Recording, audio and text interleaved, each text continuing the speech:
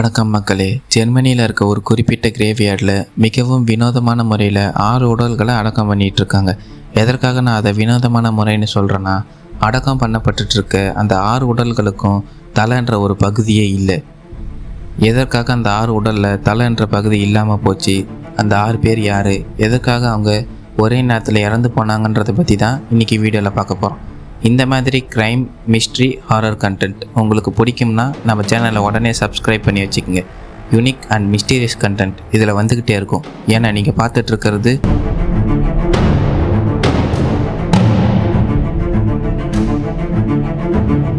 ஜெர்மனியில் இருக்க gold cases எல்லாத்தையும் சால்வ் பண்ணி அதன் மூலிமா பிரபலமானோன்னு ஆசைப்பட்ட அங்கே இருக்க சில இளைஞர்கள் ஒரு முக்கியமான கோல்டு கேஸை எடுக்கிறாங்க. அதை பற்றி ஆராய்ச்சி பண்ணணும்னு சொல்லிட்டு அந்த கிரைம் ஸ்பாட்டுக்கே போயிட்டு அங்கே இருக்க நெய்பர்ஸை விசாரிக்க ஆரம்பிக்கிறாங்க. கிரைம் நடந்ததாக சொல்லப்படுற இடம் பார்க்குறதுக்கே பல வருடங்களாக உபயோகப்படுத்தப்படாமல் அபேண்டன்ட் பில்டிங் மாதிரி காட்சி அளிச்சிட்ருக்கு.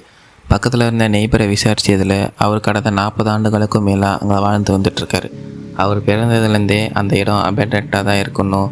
இந்த க்ரைம் அப்புறம் இந்த பில்டிங் பற்றின சில தகவல்கள் என்னுடைய தாத்தாவுக்கு தெரிய வாய்ப்பு இருக்குது, நீங்கள் வேணால் அவரை போய் பாருங்கன்னு சொல்லிட்டு அவருடைய தாத்தாவை இவங்க கிட்ட கூட்டிகிட்டு வர்றாரு. அந்த முதியவர் 10 வயதாக இருக்கும்போது அந்த சம்பவம் நடந்ததுன்னு இப்போ அவருக்கு வயது 90ன்னு சொல்கிறாரு. அப்படின்னா இந்த நிகழ்வு நடந்து கிட்டத்தட்ட 80 வருடங்களுக்கு மேல் ஆயிடுச்சு. இப்போ அங்கே என்ன நடந்ததுன்னு ஒன்று சொல்ல ஆரம்பிக்கிறாரு. April 4, 1922. இப்போ இந்த க்ரைம் பற்றி பேசிகிட்டு இருக்க முதியவருடைய தந்தையான லாரன்ஸ் அன்னைக்கு வழக்கம் போல் வீட்டுக்கு போயிட்டுருக்காரு. அப்படி போயிட்டுருக்க வழியில் எதர்ச்சியாக தன்னுடைய நெய்பருடைய வீட்டை பார்க்குறாரு. அப்படி பார்க்கும்போது அந்த வீட்டுடைய மெயில் பாக்ஸ் இன்னும் கிளியர் பண்ணப்படாமல் பல லெட்டர்கள் அங்கே குவிஞ்சு கிடக்கிறதையும் கீழே சில லெட்டர்கள் விழுந்து கிடக்கிறதையும் பார்த்து ரொம்ப கவலைப்படுறாரு. அவர் எதற்காக கவலைப்படுறாருன்னா, அந்த ஃபேமிலி சின்ன விஷயத்தில் கூட டிசிப்ளின்டாக இருப்பாங்க. அது மட்டும் இல்லாமல் மெயில் பாக்ஸ் செக் பண்ணுறதை டெய்லியும் வாடிக்கையாக வச்சிட்ருப்பாங்க. இப்படி இருக்க சூழ்நிலையில் அந்த மெயில் பாக்ஸில் இவ்வளோ லெட்டர் குவிஞ்சு கிடக்கிறத பார்த்துட்டு இவருக்கு ஏதோ சரியாக படலை. அதனால் என்ன செய்கிறாருன்னா, தன்னுடைய சக நெய்பர்ஸான ஜோசப் மற்றும் மைக்கிளை கூட்டிக்கிட்டு அங்கே என்ன நிலவரம்னு விசாரிச்சுட்டு வருவோம் வாங்கன்னு சொல்லிட்டு அந்த வீட்டுக்கிட்ட போகிறாங்க. அப்படி அங்கே அவங்க போய் பார்க்கும்போது அந்த வீடு பூட்டி இருக்கு. சக நெய்பர்ஸ்லாம் என்ன சொல்கிறாங்கன்னா, ஒருவேளை அவங்க வெளியூருக்கு போயிருப்பாங்க, அதனால தான் அவங்க மெயில் பாக்ஸ் செக் பண்ணாமல் அவ்வளோ லெட்டர் அங்கே இருக்குன்னு சொல்கிறாரு. அப்படி இருந்துமே லோரன்ஸுக்கு சந்தேகம் தீரல. அதனால் அவர் என்ன செய்கிறாருன்னா, வீட்டுடைய பின்புறம் ஒரு தடவை வாங்க போய் பார்த்துட்டு வந்துடலாம்னு சொல்லிட்டு அந்த 3 பேரும் வீட்டுடைய பின்புறமாக போக பார்க்குறாங்க. எதற்காக இவங்க பின்புறம் போக ட்ரை பண்ணுறாங்கன்னா, இவங்க வீட்டுக்கு பின்னாடி குதிரைகளுக்கான ஒரு கொட்டகை இருக்குது. ஒருவேளை இவங்க வீட்டை முன்புறமாக பூட்டிட்டு பின்புறம் அங்கே கொட்டகையில் வேலை செய்ய வாய்ப்பு இருக்குன்னு 3 பேர் அங்கே போய் பார்க்க முயற்சி பண்ணிட்டு இருக்காங்க. அந்த 3 பேரும் குதிரை கொட்டகைக்கு போயிட்டு யாராவது இருக்கிறாங்களான்னு தேடி பார்க்க ஆரம்பிக்கிறாங்க. அவங்க பார்த்தது என்னன்னா, குதிரைகள்லாம் தனக்கு போடப்பட்டிருந்த உணவை சாப்பிட்டு இருந்ததை பார்த்துட்டு அப்போ இவங்க இங்கே தான் இருக்காங்கன்னு சொல்லிட்டு மீண்டும் முன்னேறி போகிறாங்க. அப்படி ஒரு குறிப்பிட்ட இடத்த பார்த்து இவங்க 3 பேரும் அதிர்ந்து போகிறாங்க. அதற்கான காரணம் என்னன்னா, விக்டோரியா கேப்ரியல்னு சொல்லக்கூடிய அந்த வீட்டில் வாழ்ந்துட்டு வந்த 30 வயது பெண்மணியும் அவங்களுடைய மகளான 7 வயதுடைய கேசிலாவும் விக்டோரியாவுடைய பேரண்ட்ஸான ஆண்ட்ரியாஸ் குரூபர் மற்றும் கேசிலா குரூபர் இவங்க 4 பேருமே கொடூரமான முறையில் தலையில் பல முறை தாக்கப்பட்டு கொல்லப்பட்டு கீழே கிடக்குறாங்க. அது மட்டும் இல்லாமல் அவங்களுடைய உடல்கள் ஒன்றன் மீது ஒன்றாக அடுக்கப்பட்டு சில கட்டைகள் கொஞ்சம் வெஹிக்கிளை வச்சு மூடப்பட்டிருக்கிறத பார்த்து இவங்க மிரண்டு போகிறாங்க. கொஞ்சம் கூட தாமதிக்காமல் இந்த 3 பேரும் நடந்த விஷயங்களை போலீஸ்க்கு இன்ஃபார்ம் பண்ணிட்டாங்க. எப்படி இருந்தாலும் போலீஸ் அங்கே வரத்துக்கு வெகு நேரம் பிடிக்கும். எதற்காகனா, அந்த ஊர்லேருந்து போலீஸ் ஸ்டேஷன் 45 மைல்கள் தள்ளி இருக்குது. அதுக்குள்ளே இவங்க என்ன செய்யணும்னு பார்க்குறாங்கன்னா, அந்த வீட்டுல போய் பார்க்க முயற்சி பண்ணுறாங்க. எதற்காகனா, அந்த ஃபேமிலியில் இருந்த இன்னும் 2 பேரை காணலை. அதனால் வீட்டுள்ள இருக்க வாய்ப்பு இருக்குன்னு சொல்லிட்டு வீட்டுள்ள போய் பார்க்க முயற்சி பண்ணுறாங்க. அப்படி அந்த 3 பேரும் வீட்டுள்ள போய் பார்க்கும்போது அந்த வீட்டில் வேலை செஞ்சுட்டு இருந்த 44 வயதான மரியான்னு சொல்கிறாங்களோ விக்டோரியாவோட 2வது மகனான 2 வயது ஜோசப்பும் அவங்களோட படுக்கை அறையில் கொல்லப்பட்டிருந்தாங்க. என்னதான் அங்கே போலீஸ் வந்திருந்தாலும் அவங்களால கிரைம் சம்மந்தப்பட்ட எந்த எவிடன்ஸையும் கலெக்ட் பண்ண முடியல. அங்கே இருந்த டெட் பாடிஸை மட்டும்தான் ரெக்கவர் பண்ணுறாங்க. அதற்கான காரணம் என்னன்னா, போலீஸ் அங்கே வரத்துக்கு தாமதமாக இருக்குது. அதுக்குள்ள விஷயம் ஊர் முழுக்க பரவி டசன் கணக்கில் ஊர் மக்கள் அந்த கிரைம் சீனை போய் பார்வையிட்டு இருக்காங்க. இதனால என்ன இருக்குன்னா, ஃபிங்கர் பிரிண்ட்ஸ் போன்ற ஆதாரங்கள் அழிக்கப்பட்டிருக்கு. இதனால தான் போலீஸால கிரைம் சம்பந்தப்பட்ட எந்த எவிடன்ஸையும் கலெக்ட் பண்ண முடியாம போயிருக்கு. ரெக்கவர் செய்யப்பட்ட டெட் பாடிஸ்லாம் அட்டாப்சிக்கு அனுப்பப்படுது. கிரைம் நடந்த ஃபார்ம் ஹவுஸ்க்கு பக்கத்தில் இருக்க நெய்பர்ஸோட வீட்டில இருந்து இன்வெஸ்டிகேஷன் ஆரம்பிக்கிறாங்க போலீஸ். அப்படி இன்வெஸ்டிகேஷன் பண்ணதில் அந்த ஃபேமிலி பெருசாக யாரு கூடயும் பேச மாட்டாங்கன்னு, எதிரிகள் யாரும் இல்லாத ரொம்பவே டிசிப்ளின்டான ஃபேமிலின்னு நெய்பர்ஸ் எல்லாம் சொல்கிறாங்க. இது எதுவுமே போலீஸோட இன்வெஸ்டிகேஷனுக்கு பெருசாக ஹெல்ப் பண்ணல. இப்படி இருக்க சூழ்நிலையில தான் ஒரு நெய்பர் கிட்ட விசாரிக்கும் போது அவர் என்ன சொல்கிறாருன்னா, இப்போ அந்த வீட்டில் இறந்து போன மரியான்ற பணிப்பெண் இப்போ தான் புதுசாக சேர்ந்தாங்க. அவங்க சேர்ந்து ஒரு 4 நாள் கூட இருக்காது, அதுக்குள்ளே இப்படி ஒரு சம்பவம் நடந்திருக்கு. அப்படின்ட்டு சொல்லும்போது போலீஸோட கவனம் எல்லாம் இதுக்கு முன்னாடி வேலை செஞ்ச அந்த பணிப்பெண் மேலே திரும்புது. இதுக்கு முன்னாடி வேலை செஞ்சுட்டு இருந்த அந்த பணிப்பெண்ணை ஒரு சஸ்பெக்டாக எடுத்துக்கிட்டு அவங்கள பற்றின விவரங்களை தெரிஞ்சுக்கிட்டு அவங்க வீட்டில் போய் விசாரணை ஆரம்பிக்கிறாங்க போலீஸ். அப்படி அவங்க விசாரிச்சதில் அவங்க சொன்ன விஷயங்கள் கொஞ்சம் வினோதமாக இருந்திருக்கு. அப்படி அவங்க சொன்னது, நான் அந்த வீட்டில் வேலை செஞ்சுட்டு இருக்கும்போது எனக்குன்னு கொடுக்கப்பட்ட அறையில் தான் நான் தங்கியிருந்தேன். என்னுடைய அறைக்கு பக்கத்தில் பல வருடங்களாக உபயோகப்படுத்தப்படாமல் இருந்த ஒரு ஸ்டோர் ரூம் இருந்தது. என்னுடைய வேலைகள் எல்லாத்தையும் முடிச்சுட்டு ஓய்வு எடுக்கலான்னு என்னுடைய அறைக்கு வரும்போது அந்த ஸ்டோர் ரூம்லேருந்து யாரோ நடக்கிற மாதிரியும் கதவை தட்டி என்னை திறந்து விடுங்கன்னு சொல்கிற மாதிரியான சத்தங்களும் அடிக்கடி கேட்டுட்டு இருந்திருக்கு. ஆரம்பத்தில் நான் இதை பெருசாக எடுத்துக்கல.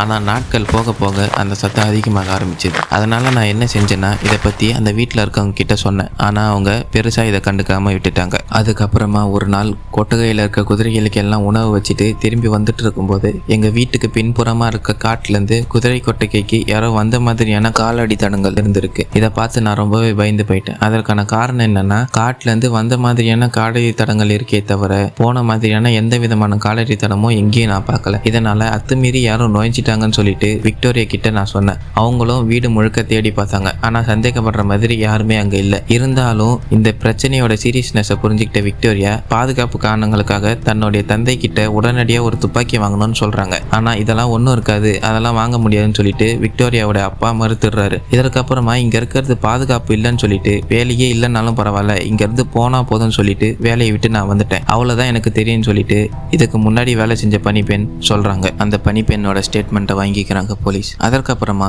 ஏப்ரல் 4ஆம் தேதி கிரைம் சீனை கண்டுபிடிச்ச லாரன்ஸை தவிர வேற யாராவது அந்த வீட்டுக்கு வந்துட்டு போயிருக்காங்களான்ற கோணத்தில் போலீஸ் விசாரணையை ஆரம்பிக்கிறாங்க. அப்படி ஆரம்பிச்சதுல அந்த குறிப்பிட்ட நாளில் 2 காஃபி சேல்ஸ்மேன் வந்துட்டு போயிருக்காங்கன்ற விஷயம் போலீஸ்க்கு தெரிய வருது. உடனடியாக அந்த காஃபி சேல்ஸ்மேன் 2 பேரையுமே கண்டுபிடிச்சி இன்வெஸ்டிகேட் பண்ணுறாங்க போலீஸ். அப்படி இன்வெஸ்டிகேட் பண்ணதில் அவங்க சொன்ன விஷயம் இதுதான். ஏப்ரல் 4ஆம் தேதி நாங்கள் வழக்கம் போல் காஃபி சேல்ஸ் பண்ணலான்னு சொல்லிட்டு போனோம். ஆனால் அந்த ஃபார்ம் ஹவுஸ் பூட்டி இருந்தது. அதனால அங்கேருந்து கிளம்பிடலான்னு சொல்லிட்டு முயற்சி பண்ணும்போது என் கூட வந்த இன்னொரு சேல்ஸ்மேன் ஒரு விஷயத்தை நோட் பண்றாரு. அது என்னன்னா அந்த ஃபார்ம் ஹவுஸோட கிச்சன் சிம்னிலேருந்து புகை வந்துட்டு இருக்கு. அப்படின்னா அந்த வீட்டில் ஆளுங்க இருக்காங்க, வா நம்ம போய் கதவை தட்டி பார்க்கலாம்னு சொல்லிட்டு என்னை கூட்டிட்டு போய் கதவை தட்டினாரு. ஆனால் வீட்டிலேருந்து யாருமே வந்து கதவை திறக்காத காரணத்தினால நாங்கள் அங்கேருந்து கிளம்பிட்டோம். இது தவிர வேற எதுவும் எங்களுக்கு தெரியாதுன்னு சொல்லிட்டு அந்த 2 காஃபி சேல்ஸ்மேனும் சொல்றாங்க. அந்த காஃபி சேல்ஸ்மேனோட ஸ்டேட்மெண்ட்லேருந்து ஏப்ரல் 4ஆம் தேதி தான் அந்த வீட்டில் இந்த 6 பேரும் கொல்லப்பட்டிருக்காங்கன்னு ஒரு அசம்ஷனுக்கு வராங்க போலீஸ். இப்படி அந்த வீட்டில் புதுசாக வேலைக்கு சேர்ந்த பணிப்பெண்ணை பற்றி ஏதாவது தெரிஞ்சுக்க முடியுமான்னு முயற்சி பண்ணுறாங்க. அப்படி முயற்சி பண்ணதில் அவங்க சிஸ்டரை கண்டுபிடிக்கிறாங்க. அப்படி சிஸ்டரை கண்டுபிடிச்சி இன்வெஸ்டிகேட் பண்ணுறாங்க. அப்படி இன்வெஸ்டிகேட் பண்ணதில்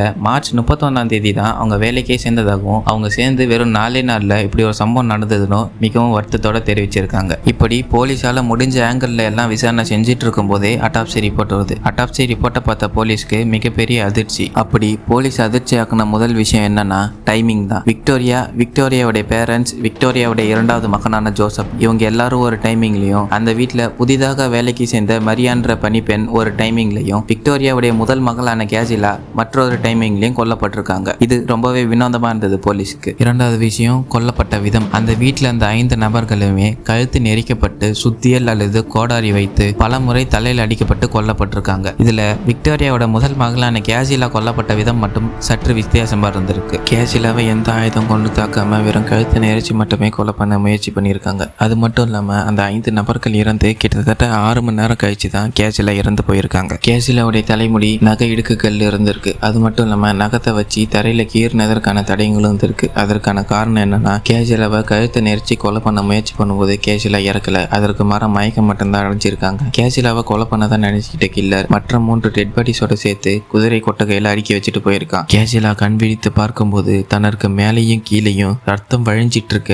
தன்னுடைய ஃபேமிலி மெம்பர்ஸோட உடல்களை பார்த்து ரொம்பவே அதிர்ச்சி அடைகிறாங்க. அங்கிருந்து தப்பிக்க எவ்வளவோ முயற்சி பண்ணியிருக்காங்க. அதனாலதான் நகத்தால தரையில கீறினதற்கான அடையாளங்கள் இருந்திருக்கு. அது மட்டும் இல்லாம தப்பிக்க முடியாத சூழல் ஏற்படும் போது அவங்களுக்கு ஏற்பட்ட ஷாக் இன்னும் அதிகமாகுது. அதனாலதான் தன்னுடைய தலைமுடியை பிச்சிருக்காங்க. இப்படியே 6 மணி நேரம் தொடர்ந்து இருந்த காரணத்தினால மூச்சு திணறலாலையும் ஷாக் காரணத்தினாலையும் கேசிலா இறந்திருக்காங்கன்னு அட்டாப்சி ரிப்போர்ட் சொல்லுது. 3வது விஷயம் போலீஸ் ரொம்பவே அதிர்ச்சி அடைய செஞ்சுது. அது என்னன்னா ஏப்ரல் 4ஆம் தேதி அவங்க இறந்து போல, அதற்கு 4 நாட்கள் முன்னாடியே மார்ச் 30ஆம் தேதி இறந்து போயிட்டதா அட்டாப்சி ரிப்போர்ட் சொல்லுது. அப்படின்னா ஏப்ரல் 4ஆம் தேதி அந்த 2 காஃபி சேல்ஸ்மேனும் கிச்சன் சிம்னிலேருந்து புகை வந்ததுன்னு சொன்னாங்கன்னா அப்போ அந்த கில்லர் 4 நாட்களாக அந்த பிணங்களோடையே சமைச்சு சாப்பிட்டு வாழ்ந்துட்டு இருந்திருக்கான். அது மட்டும் இல்லாம லாரன்ஸோட ஸ்டேட்மெண்ட் படி குதிரை கொட்டகையில குதிரைகளுக்கு உணவளிக்கப்பட்டிருக்கு. அப்படின்னா அந்த கில்லர் 4 நாட்களும் குதிரைகளுக்கு உணவளிச்சிட்டு இருந்திருக்கான். எந்த பூட்டோ தாழ்பாலோ உடைக்கப்படல. கில்லர் அந்த 6 பேரையும் கொலை செஞ்சுட்டு 4 நாட்கள் அவங்க கூடவே வாழ்ந்திருக்கான். குதிரைகள் பசியில கத்தி காட்டி கொடுத்துடக்கூடாதுன்னு சொல்லிட்டு தான் வாழ்ந்த 4 நாட்களுமே அந்த குதிரைகளுக்கு உணவளிச்சிருக்கான். போலீஸ் எவ்வளவுதான் விசாரிச்சாலும் கொலைக்கான மோட்டிவையும் எதற்காக கில்லர் 6 பேரையும் கொலை செஞ்சுட்டு 4 நாட்கள் அந்த ஃபார்ம் ஹவுஸ்ல இருந்தாலும் கண்டுபிடிக்க முடியல. அப்படி இருந்தாலுமே போலீஸ் தொடர்ந்து இன்வெஸ்டிகேட் பண்ணிட்டு இருக்காங்க. இப்படி இருக்க சூழ்நிலையில அந்த ஃபார்ம் ஹவுஸோட ஒரு நெய்பர் ஒரு முக்கியமான விஷயத்த சொல்றாரு. அது என்னன்னா, சில தினங்களுக்கு முன்னாடி அந்த ஃபார்ம் ஹவுஸ்ல ஒரு பிரச்சனை நடந்ததாகவும் அதை பத்தின தகவல்களை விக்டோரியாவோட தந்தை என்கிட்ட பகிர்ந்துக்கிட்டதாகவும் அந்த நெய்பர் சொல்றாரு. அந்த பிரச்சனை என்னன்னா, அந்த ஃபார்ம் ஹவுஸோட ஸ்பேர் கீ தொலைஞ்சு போயிருக்கு. அந்த ஸ்பேர் கீ தொலைஞ்சு போனதுல இருந்து தான் அந்த ஸ்டோர் ரூம்ல இருந்து அமானுஷ்யமான சத்தங்கள் கேட்கறதா அந்த பணிப்பெண் சொல்றதாகவும், அது மட்டும் இல்லாம காட்டு பகுதியில இருந்து நம்மளுடைய குதிரை கொட்டகைக்கு யாரோ வந்த மாதிரியான காலடி தடங்கள் இருக்கிறதாகவும் லாரன்ஸ் அந்த பணிப்பெண் கிட்ட சுட்டி காட்டினதாகவும், அதனால நம்ம வீட்டுல யாரோ அத்துமீறி நுழைஞ்சிருக்காங்க, உடனடியா நம்மளுடைய பாதுகாப்புக்கு ஒரு துப்பாக்கி வாங்குங்க, யாராவது இருக்காங்களான்னு வீட்டு ஃபுல்லா செக் பண்ணி பாருங்கன்னு சொல்லிட்டு விக்டோரியா தன்னோட தந்தை கிட்ட சண்டை போட்டதாகவும், தானும் போய் செக் பண்ணி பார்த்ததாகவும், அந்த வீட்டுல யாருமே இல்லைன்னும், அந்த ஸ்டோரும் பல வருடங்களா பூட்டி தான் இருக்கு, அது அப்படியே தான் இருக்கு, ஸோ அது உள்ள போக யாருமே வாய்ப்பு இல்லை, இவங்க தான் சும்மா பிரச்சனை பண்ணிட்டு இருக்காங்க, அந்த ஸ்பேர் கீயை நீங்க கண்டுபிடிச்சா மட்டும் எனக்கு கொஞ்சம் எடுத்து கொடுங்கன்னு சொல்லிட்டு அவரு போனதா இந்த நெய்பர் போலீஸ் கிட்ட சொல்றாரு. இந்த ஸ்டேட்மெண்ட்டுக்கு அப்புறமா போலீஸ் 100க்கும் மேற்பட்ட சஸ்பெக்டை விசாரிக்கிறாங்க. அப்படி விசாரிச்சு ஒரு 3 பேரை மட்டும் முக்கியமா ஃபில்டர் பண்றாங்க.